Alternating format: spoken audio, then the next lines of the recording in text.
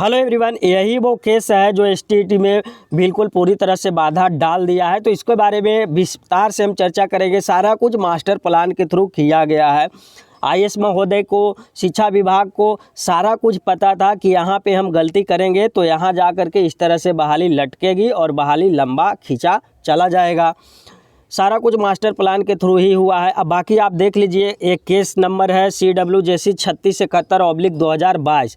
इनका जो पिटिशनर थे, मुख्य पिटिशनर नितिन कुमार थे और सिंगल बेंच में सुनवाई की गई थी। देख लीजिए, संजीव प्रकाश शर्मा जी थे, है ना, और एक पटिशनर यहाँ रितिका रानी जी थे। और कल ही सुनवाई किया गया है। यहाँ पे देख लीजिए 22 मार्च 2022 को सुनवाई हुआ था। बाकी आप यहाँ फिलिंग डेट, रजिस्ट्रेशन डेट देख लीजिएगा। तो सारा कुछ जो हुआ पहले से सोच समझ के किया गया है। बहाली करनी नहीं थी सरकार को, क्योंकि देखिए पिछले बहाली को देख रहे हैं कितना सालों से कैसे कैसे कर रहा है सरकार, गवर्नमेंट, पता है आपको। तो इस तरह से उनको पता था कि यहाँ पे हम गलती करेंगे तो ज़्यादा से ज़्यादा अभ्यर्थी जो है कोर्ट जाएंगे और हमको मौका मिलेगा।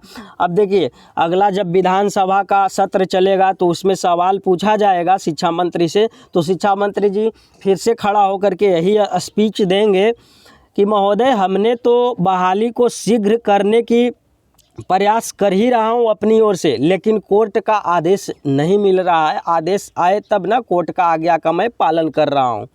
तो ऐसा कुछ कह करके वो निकल जाएंगे। और ये जो बहाली है ना, एसटीईटी 2019 बहाली है, ये जो है आपका अब 2024-25 बिल्कुल आराम से खिंचता हुआ चला जाएगा। अभी मैं आपको एक और जानकारी देता हूँ।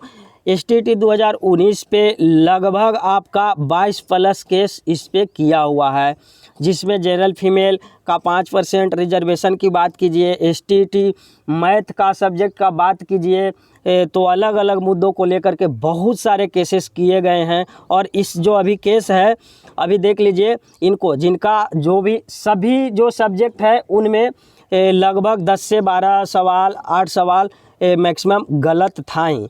तो सवाल गलत था, कहीं पे ऑप्शन गलत थे, तो उनका अंक तो मिलना ही है। क्योंकि देखिए, यहाँ पे रोक जब लगा दिया गया है तो हल्फनामा जो बीएसबी को अब देना है, तो बीएसबी क्या देगी, क्या कहेगी कि हाँ हमने गलत किया है, तो गलत के बदले अब सुधार करेंगे ना। तो सुधार करने के लिए उनको अब जिनका 7 नंबर से छूट रहा था, तो वो 7 नंबर वाले सारे जो हैं पास आउट हो जाएंगे। और अलग सब्जेक्ट में किन्हीं का 10 नंबर गलत था, 10 क्वेश्चन गलत था, और किन्हीं का 11, किन्हीं का 12। पेपर 2 की बात कीजिए, पेपर 1 की बात कीजिए, तो मैक्सिमम सारे जो शिफ्ट में एग्ज़ाम हुए सब्जेक्ट में, तो मैक्सिमम प्रश्न गलत थे ही, इतना तो था ही। तो उनको भी अब मौका दिया जाएगा। अगर एक केस का अगर पॉजिटिव न्यूज़ यहाँ पे आता है निकल करके, तो सारे को मिल जाएगा। तो अगर मिलता है तो आप समझिए, आपके पास मात्र 37,000 प्लस सीट है, 80,000 लड़कन अभी क्वालिफाइड है। मान के चलिए, अगर ये 7 नंबर या 8 नंबर, 10 नंबर जो भी गलत है उनको अगर दिया जाता है, तो ये आपका जो है 1,40,000 के आसपास अभ्यर्थी सफल हो जाएंगे, और इससे ज़्यादा ही हो जाएंगे मेरे हिसाब से।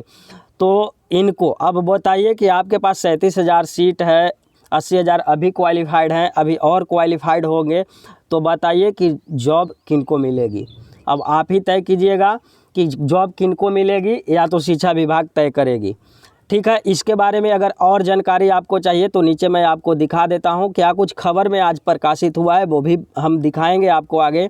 और इसका अगला जो सुनवाई होगा वो होगा आपका 14 अप्रैल को, याद रखिएगा 14 अप्रैल को होगा अगली सुनवाई। तो बने रहिएगा चैनल पे, मैं सबसे पहले आपको अपडेट दूंगा। बाकी यहाँ पे देखिए, इनका और पटिशनर नेम वगैरह जो भी है लिखा हुआ है केस से रिलेटेड, देख लीजिए आज के जो अखबार में प्रकाशित हुआ है ना। तो देखिए, इसको हम पढ़ लेते हैं थोड़ा सा। टीईटी में गलत प्रश्न पूछे जाने पर जवाब तलब। पटना हाईकोर्ट ने कंप्यूटर विज्ञान के विषय के लिए आयोजित शिक्षक पात्रता परीक्षा में गलत प्रश्न पूछे जाने पर बिहार विद्यालय परीक्षा समिति से जवाब तलब किया है। कोर्ट ने यह भी आदेश दिया है कि सूबे में उच्चतर माध्यमिक स्कूलों में कंप्यूटर विज्ञान शिक्षकों की हुई बहाली भी इस केस की अंतिम परिणाम पर निर्भर करेगी। न्यायमूर्ति संजीव प्रकाश शर्मा की एकल पीठ ने नितिन कुमार की ओर से दायर अर्जी पर सुनवाई के बाद यह आदेश दिया। आवेदक की ओर से अधिवक्ता रितिका रानी ने कोर्ट को बताया कि कंप्यूटर विज्ञान विषय के लिए आयोजित परीक्षा में 7 प्रश्नों के गलत विकल्प दिए गए थे। इसकी जानकारी बोर्ड को दिए जाने के बावजूद बोर्ड कुछ नहीं किया। अब मैं एक बात और कहना चाहूँगा कि देख लीजिए, अभी और भी जो प्रकाशित हुआ है अखबारों में वो भी आपको मैं दिखाऊंगा। एक बात और समझ लीजिए, देख लीजिए, इनको अभी वर्तमान में अभी तो 1 लाख मान करके चलिए, ये मीडिया में हल्ला है, पूरे बिहार में हल्ला है कि हमने 1 लाख बहाली अभी करवा रहे हैं या करवा चुके हैं। लेकिन अभी हकीकत क्या है आपको पता है, अभी लगभग 41 या 42 हज़ार लोगों का जो है नियुक्ति मिल पाया है। बाकी अभी लोग को नहीं मिला है, अभी लोगों को मिलना है। तो इनको करना नहीं था। सीधी बात, STET का जो बहाली आया था ये एक चुनावी जुमला था और इनको करना नहीं था, इसलिए इतना सारा गलती इसमें किया गया।